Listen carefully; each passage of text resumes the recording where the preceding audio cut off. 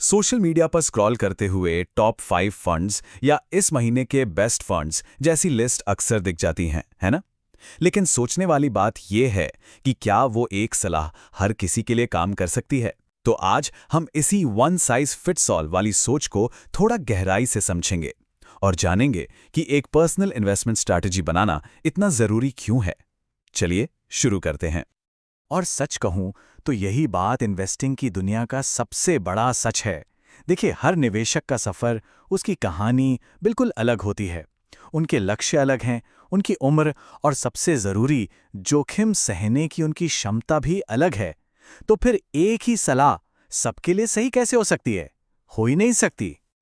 इस बात को समझने के लिए जरा इन दो लोगों के बारे में सोचिए। एक तरफ 25 साल का एक नौजवान है जिसका करियर अभी अभी शुरू हुआ है, और दूसरी तरफ 45 साल के पेरेंट्स हैं जो अपने बच्चे की पढ़ाई के लिए पैसे जोड़ रहे हैं। क्या इन दोनों की जरूरतें एक जैसी हो सकती हैं?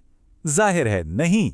दोनों के गोल्स में उनके पास जो वक्त है उसमें जमीन आसमान का फर्क है। तो फिर होता क्या है जब कोई ऐसी सलाह मान लेता है जो उसके लिए बनी ही नहीं है? मतलब ये जो मिसमैच होता है, ये कोई छोटी मोटी गलती नहीं है।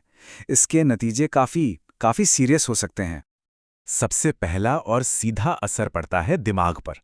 अगर कोई इन्वेस्टमेंट किसी की रिस्क लेने की क्षमता से मेल नहीं खाती, तो बाजार के छोटे मोटे उतार चढ़ाव भी बहुत ज्यादा टेंशन दे सकते हैं। और इसी घबराहट में अक्सर लोग गलत फैसले ले बैठते हैं और अपना नुकसान कर बैठते हैं। और फिर आता है सबसे बड़ा खतरा, फाइनेंशियल गोल्स का। सोचिए, किसी को लंबे समय में एक बड़ी वेल्थ बनानी है, लेकिन वो किसी की सलाह पर कम रिस्क वाली छोटी योजनाओं में पैसा लगा देते हैं। नतीजा, वो अपने लक्ष्य तक शायद कभी पहुंच ही ना पाएं। और इसका उल्टा भी उतना ही खतरनाक है, शॉर्ट टर्म गोल के लिए बहुत ज्यादा रिस्क ले लेना।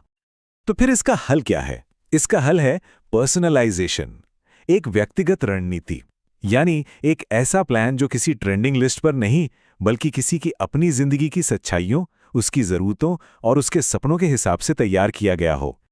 इसका मतलब ये हुआ कि सही सवाल ये नहीं है कि सबसे अच्छा फंड कौन सा है। नहीं, सही सवाल ये है कि मेरे लिए सही फंड कौन सा है। ये एक ऐसा नजरिया है जो पूरी तरह से निवेशक की अपनी दुनिया और उसके अपने लक्ष्यों पर फोकस करता है।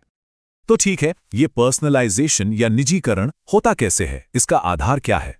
किसी भी अच्छी और मजबूत इन्वेस्टमेंट प्लानिंग की नींव 3 स्तंभों पर टिकी होती है। जी हाँ, ये हैं वो 3 सबसे जरूरी पिलर्स। फाइनेंशियल गोल्स, यानी आप पैसा क्यों जोड़ रहे हैं। रिस्क कैपेसिटी, यानी कितना जोखिम उठा सकते हैं। और इन्वेस्टमेंट टाइमलाइन, मतलब कितने समय के लिए पैसा लगा रहे हैं। कोई भी इन्वेस्टमेंट का फैसला लेने से पहले इन 3 सवालों का जवाब एकदम साफ होना चाहिए। अब देखते हैं कि ये पिलर्स असल में काम कैसे करते हैं।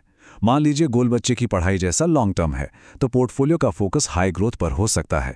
लेकिन अगर घर के डाउन पेमेंट जैसा शॉर्ट टर्म गोल है, तो कम जोखिम वाले ऑप्शन ही समझदारी है। और रिटायरमेंट के लिए, उसके लिए तो फोकस पूरी तरह से लॉन्ग टर्म वेल्थ क्रिएशन पर ही होता है। तो जब ये 3 स्तंभ समझ में आ गए, तो अगला कदम क्या है? इन पिलर्स का इस्तेमाल करके एक ठोस पोर्टफोलियो आखिर बनता कैसे है? चलिए इस प्रोसेस को भी देख लेते हैं।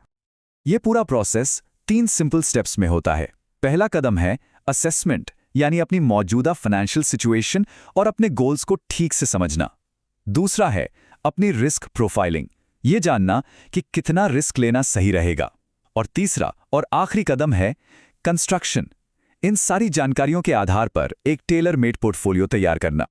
तो आज की इस पूरी बातचीत का सबसे जरूरी टेकअवे क्या है? वो ये है कि अगली बार जब कोई वायरल लिस्ट दिखे, तो बस एक बात याद रखनी है, सबसे अच्छी सलाह वो नहीं होती जो पॉपुलर है, बल्कि वो होती है जो पर्सनल है, जो किसी निवेशक की अपनी जिंदगी और उसके अपने लक्ष्यों से पूरी तरह मेल खाती है।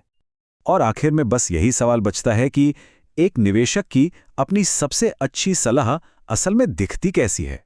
जब किसी के लक्ष्य, जोखिम लेने की क्षमता और समय सीमा, इन तीनों को एक साथ रखकर देखा जाए, तो वो सही रणनीति क्या शक्ल लेती है? क्योंकि सही इन्वेस्टमेंट की शुरुआत बाहर की दुनिया से नहीं, बल्कि इसी आत्ममंथन से होती है।